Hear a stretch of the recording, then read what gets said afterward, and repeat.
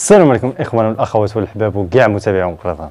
اذا جينا فيديو جديد بواحد واحد الصفحه شتا جزائريه يعني تكلمت قالت لك لاحظ عندما كان جمال صيفي يتلاعب بالمنتخب البرازيلي. والله الا بكل صراحه غريب جدا يعني. بكل صراحه هذا اللاعب يعني خلوق ولعب في المستوى وكان هو المسجل ديال الهدف ديال الانتصار والتأهل النهائي ديال كأس العالم 2010.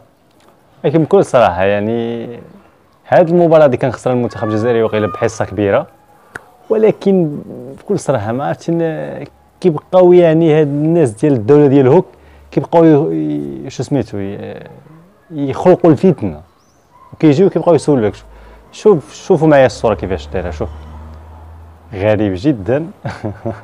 والله الا بقيت نضحك انا حق الله العظيم بقيت نضحك. يعني الصورة يعني كتعبر على نفسها. مع العلم ان المنتخب الجزائري الحالي يعني راه ماشي تا هو كيتكون، ونتمنى من الله تا هو يوصل للمستوى ديال المنتخب المغربي، ولما لا يعني عنده الامكانيات باش انه يوصل يعني يكون يعني شباب وهذا الشيء هذا يعني يخلق واحد المنافسة قوية بين العرب.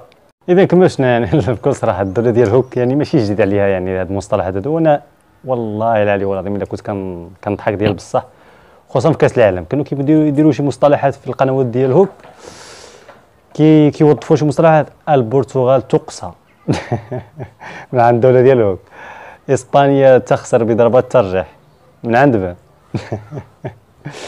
واليوم البارح عاوتاني خرجوا لنا بهذا المسلسل جديد عندما كان صيفي يعني توظفوا في هذا الشيء هذايا غريب جدا. ونتمنى والله كاع الدول العربيه لان عندهم الامكانيات انهم يوصلوا للنيفو هذا باش يكون واحد التنافس، ولما لا حتى حنايا نوليو عندنا القيمه ديالنا، ولما لا حنا نفوزوا بكاس العالم مستقبلا، لا حنا ولا الدول الافريقيه. ما تبقاش هذيك الدول الافريقيه المحقوره اللي هي كتمشي باش تشارك من اجل المشاركه. خاصنا نغيروا هذه العقليه، وهذا الشيء اللي كاين الاخوان. تهلاو رفاسكم وبالصحه فطوركم.